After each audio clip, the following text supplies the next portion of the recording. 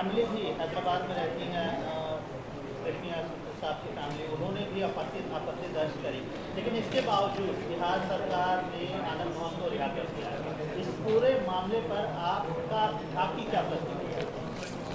मेरा मानना यह है कि 5 दिसंबर 1994 के दिन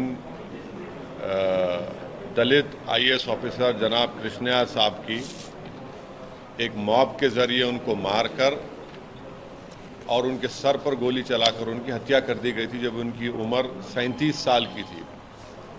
तो ये बिहार सरकार का फैसला दोबारा कृष्णा साहब का मर्डर है। ये सेकंड टाइम कृष्णा का मर्डर हो रहा है जो फैसला बिहार सरकार ने लिया है।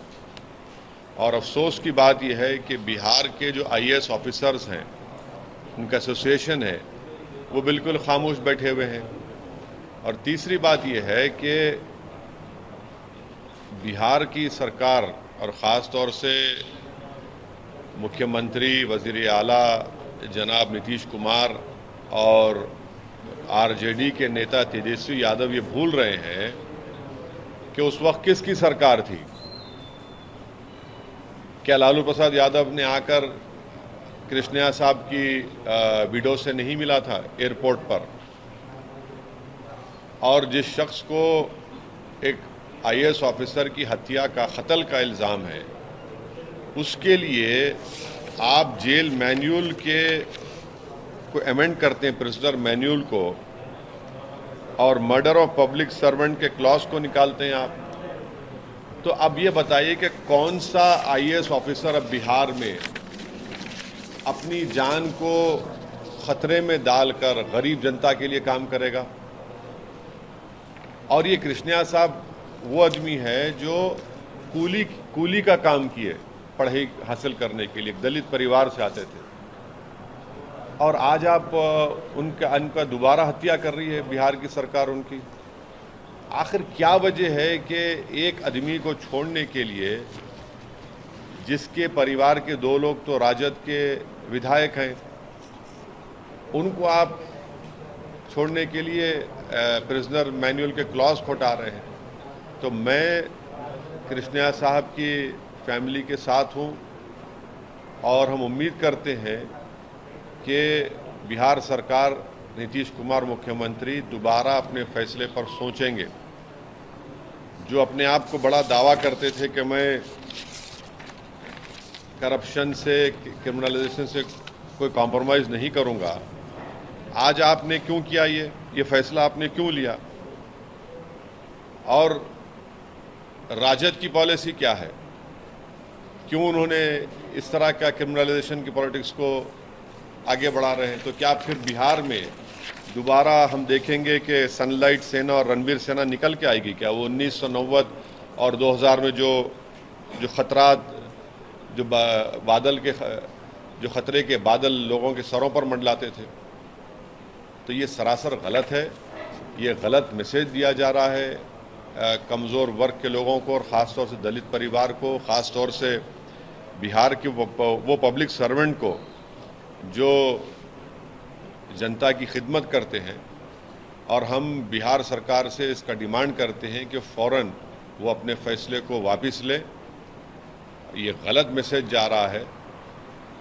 एक पब्लिक सर्वेंट को ऑन ड्यूटी मार दिया गया, तो फिर क्या मैसेज दे रहे हैं आप? तो इससे एक बात जाहिर हो रही है कि जो सरकारें, जो पार्टी सत्ता में होती हैं, वो अपने सियासी फ़ायदे के लिए इस तरह के काम करके उन लोगों को छोड़ती है, चाहे वो बीजेपी की सरकार हो गुजरात में या फिर नीतीश कुमार की सरकार हो बिहार में।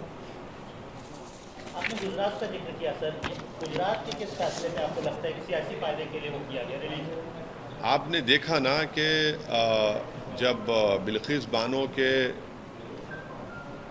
रेप करने वालों को और बिल्किस बानो के फैमिली को हत्या करके, उनकी रेप करके हत्या करने वालों को उनको छोड़ा गया, तो वो लोग तो बीजेपी के नेताओं के साथ फिर रहे थे, डाइस शेयर कर रहे थे। तो इससे इंसाफ कमज़ोर होता है। इससे जिन लोगों का कत्ल किया गया था दोबारा उनका कत्ल होता है आज। और अफसोस की बात यह है कि बिहार सरकार, जितनी भी सरकारें बनी, कृष्णिया साहब के परिवार को कुछ मदद नहीं की उन्होंने। आज एक दलित बेवा जो है, अपने पति के इंसाफ के लिए, अपने पति के हत्या करने वालों के लिए आज एक अकेले बनकर खड़ी है। तो ये जो सामाजिक न्याय की बात नीतीश कुमार और आरजेडी करती है, कौन सा सामाजिक न्याय आपका? ये कहाँ का सामाजिक न्याय है आपका? आपका कोई सामाजिक न्याय नहीं है। आप कमजोरों के साथ नहीं है, आप ताकतवरों के साथ है। आपकी नज़र में कमज़ोर सबसे आगे नहीं है, बल्कि ताकतवर सबसे आगे है आपकी नज़र में। ये बहुत गलत फैसला है और इस फैसले के खिलाफ हमारी पार्टी है। हम डिमांड करते हैं कि बिहार के मुख्यमंत्री नीतीश कुमार साहब दोबारा इस पर सोचकर ये जो अमेंडमेंट किया गया प्रिजनर मैनुअल क्लॉज में, उसको वापस लिया जाए। वरना कोई बिहार में या कहीं भी देश में कोई भी सिविल सर्वेंट इस फैसले के बाद वो दोबारा सोचेगा कि भाई मैं काम करूं ना करूं, और आप सर पे गोली चलाते हैं। गाड़ी रोककर कृष्णिया साहब की गाड़ी को रुकाते हैं, निकालकर उनके गार्ड को मारते हैं। तो ये बेचारा कृष्णिया अपने गार्ड को बचाने के लिए दौड़ता है तो पूरा उन पर पलट दिया जाता है। आप क्या मैसेज दे रहे हैं पूरा? कि सिर्फ अपने सियासी फायदे के लिए अगर आप इस तरह करेंगे तो आप तो अपनी सत्ता को गरीबों के और कमज़ोरों के इंसाफ के लिए नहीं कर रहे हैं। भाई संविधान में जब जस्टिस की बात की गई है, डिग्निटी की बात की गई, तो भाई इन कमज़ोरों के लिए इंसाफ और डिग्निटी कहाँ है? फिर बताइए। कृष्णिया साहब की पत्नी का आरोप है कि खास जाति को के वोट बैंक को लुभाने के लिए नीतीश सरकार ने फैसला लिया है। चुनाव होने हैं जल्दी ही, उस चुनाव में सियासी फायदे के लिए खास जाति के वोट बैंक को लुभाने के लिए फैसला लिया गया। देखिए, एक बात समझने की ज़रूरत है पूरे देश को कि जब कृष्णिया साहब की हत्या की गई थी सर पर गोली मारकर, उस वक्त उनकी पत्नी की उम्र 30 साल की थी और उस महिला ने, उस खातून ने कितने तकालीफ झेले होंगे इसका अंदाज़ा आप और हम नहीं कर सकते। अपनी दोनों बेटियों को उन्होंने पढ़ाया, उनको क्या क्या तकालीफ ने उठाई होंगी उस महिला ने। यकीनन उसकी तकलीफ, उसकी पीड़ा है, तकलीफ है, उसको समझने की ज़रूरत है। आप कम से कम कुछ बता देते, कुछ करते, कुछ मदद करते, कुछ पूछते, कुछ नहीं, बस सियासी रोटी सेकना है और आप फैसला ले रहे हैं। तो आज वो जो कह रही है पत्नी, वो अपनी बेबसी का उसका इजहार है, वो उसकी कमजोरी का इजहार है, और उसका गुनाह ये है कि वो दलित था। ये कोई भी मेजर पॉलिटिकल पार्टीज, अगर हम बिहार की राजनीति की बात करें तो वो खुलकर इसका विरोध नजर करती नहीं। देखिए, तो यही तो समाजवादी पार्टी नजर नहीं आती इसका विरोध करते हुए। नहीं, बीजेपी में भी तो उनके कई नेता है जो इस फैसले के खिलाफ नहीं बोल रहे हैं। जो बीजेपी के एमपी हैं, जो अपर कास्ट के एमपी हैं बीजेपी, वो भी तो मुंह नहीं खोल रहे हैं। यही तो हम कह रहे हैं, मरने वाला दलित हो या मुसलमान हो, रेप होने वाली महिला दलित हो या मुसलमान हो या आदिवासी हो, और इनका जो हत्या करते हैं और रेप करते हैं, तो उनको चाहे बीजेपी की सरकार गुजरात की हो या बिहार की नीतीश कुमार की सरकार हो, और नीतीश कुमार सारे देश में फिर रहे हैं अपोजिशन यूनिटी के नाम पर और अपने आप को प्रधानमंत्री का कैंडिडेट बता रहे हैं। आप ये पैगाम दे रहे हैं पूरे देश को। आप दलित कम्युनिटी को बोलेंगे अब आप जाकर पूरे देश में 2024 में कि देखो हमने एक दलित ऑफिसर की हत्या करने वाले एक आदमी को छोड़ दिया? कौन सी अपोजिशन? हम यही तो कह रहे हैं कि आइडियोलॉजी पे फाइट करिए बीजेपी से। आप नहीं करना चाह रहे। जो काम बिल्किस बानो से किया आपने आज वही कर दिया यहाँ पर कृष्णिया के खातिलों को छोड़कर। जिस तरीके से जो है कह रहे हैं कि 15 साल या 14 साल जो उन्होंने सजा काट ली, एक तरीके से कंपेयर किया जा रहा है कि उनके परिवार ने भी यही सब कुछ झेला है जो कृष्णिया की परिवार ने झेला है।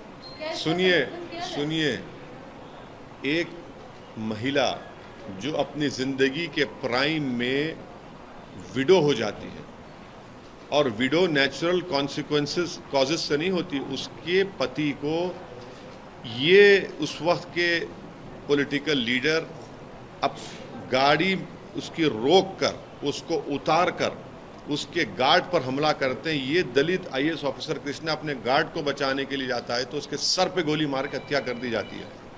इसको समझिए आप लोग।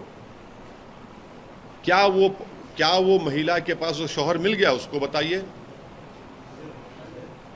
और याद रखिए, ऑन ड्यूटी गवर्नमेंट सर्वेंट था वो, एक सिविल सर्विस था, एक दलित परिवार से कूली की तरह कृष्णा काम करके ऊपर गया, इन सर्विस ऑन ड्यूटी था, उसका मर्डर हो जाता है। बास क्राइम्स के लिए तो आपको इस तरह का पॉलिटिकल डिसीजन कैसे लेते आप? ठीक है, दूसरे हैं जो 20 साल 16 17 साल 24 करे, समझ सकते हैं हम। भाई एक तो सर्विस में था ना, ऑन ड्यूटी ऑफिसर था। क्या मैसेज दे रहे हैं बिहार के आईएएस ऑफिसर्स को? क्या मैसेज दे रहे हैं बताइए आप? चाहे वो किसी समुदाय के हो, कि अगर मारने वाला पॉलिटिशियन होगा और ताकतवर होगा तो फिर चलो चंद साल गुजार लो जेल में, पेरोल पे निकलो, अपने बच्चे के एंगेजमेंट में शिरकत करो और फिर तुमको छोड़ दिया जाएगा। ये तो जस्टिस सिस्टम का, रेमिशन सिस्टम का एक मजाक हो रहा है। कंपैरिजन ठीक है, जिस तरीके से वो कह रहे हैं, समर्थन कर रहे हैं कि दोनों ही तरफ जो है गलत हुआ है, दोनों ही परिवारों ने झेला है, तो मतलब दोनों का कंपैरिजन कर रहे हैं। नहीं, दोनों परिवारों ने नहीं झेला है। एक परिवार ने अपने फादर को, अपने पिता को खोया, एक परिवार की महिला ने अपनी पत्नी को खोया और 30 साल की उम्र में विधवा हुई। क्या क्या तकालीफ उस महिला ने झेली होगी अपने उस दोनों बेटियों को पढ़ाने के लिए, उनको आगे बढ़ाने के लिए। दूसरा परिवार जो था, उन्होंने क्राइम किया, उन्होंने हाथ रोककर गाड़ी से उसको उतारकर उसके गार्ड को मार रहे थे, तो ये बचाने गया अपने गार्ड को तो सर पे गोली मार दी।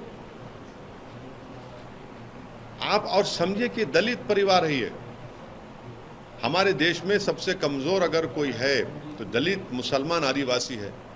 आप क्या मैसेज दे रहे हैं? नीतीश कुमार जो पूरे देश में फिर रहे हैं अपोजिशन यूनिटी के लिए, आप क्या मैसेज दे रहे हैं भारत के दलितों को कि जिसकी लाठी उसकी भैंस? अफसोस की बात। सर एक और मुद्दा है सर, कल छत्तीसगढ़ में नक्सल अटैक होता है, उससे पहले पुंछ में आतंकी हमला होता है, उसके ऊपर आपका क्या रिएक्शन है? नहीं, वायलेंस की, जहां कहीं भी वायलेंस हो हम उसका कंडेम करते हैं। और जो छत्तीसगढ़ में हुआ अफसोसनाक है। इतने पुलिस के ओहदेदार उसमें मारे गए। पूंछ में हुआ तो फिर ये सवाल भारत के प्रधानमंत्री को, उनकी सरकार को देना पड़ेगा, क्यों हो रहा है ये? क्यों पाकिस्तान से आतंकवादी आ रहे हैं? क्यों उनके पास इस तरह के हथियार हैं? कैसे हो रहा है? आपने तो कहा था कि 370 के हटाने के बाद तो अब तो पत्थर भी कोई नहीं फेंकेगा, तो फिर ये क्या हो रहा है? तो सरासर जिम्मेदारी बीजेपी की सरकार की है जो ये पूंछ में हुआ। ये महाराष्ट्र के छत्रपति संभाजी नगर में हुआ है, जहां पर उस पर इम्तियाज जलील साहब उस पर आपको अपना रिएक्शन देंगे। वहाँ के एमपी है वो। लोकल बॉडी उत्तर प्रदेश में आप चुनाव लड़ रहे हैं। हाँ, लोकल बॉडी के इलेक्शंस में उत्तर प्रदेश में चुनाव में जाऊंगा। कुछ सीट्स वगैरह डिसाइड किया? नहीं, वो तो शौकत साहब हमारे प्रेसिडेंट ने फैसला लिया है। कैंडिडेट हमारे इलेक्शन लड़ रहे हैं और मैं भी जाऊंगा, हमारे पूरे लोग जाएंगे, लड़ेंगे। कर्नाटक में आप जा रहे हैं? हाँ, कर्नाटक जा रहा हूँ, बिल्कुल। Thank you.